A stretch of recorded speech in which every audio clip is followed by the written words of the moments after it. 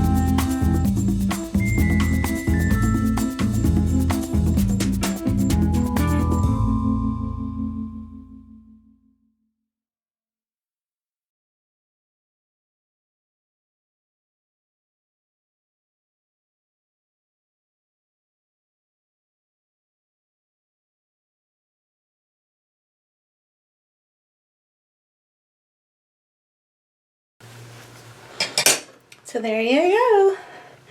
It's a really neat little thing that I like. It gives me a nice option without having to dry my hair or try to straighten it with a straightener that gets really hot, or try to hot roll it all the time, which I do enjoy hot rolling. But this is a nice option and it's quick. So anyway, I really like this little tool, just wanted to share.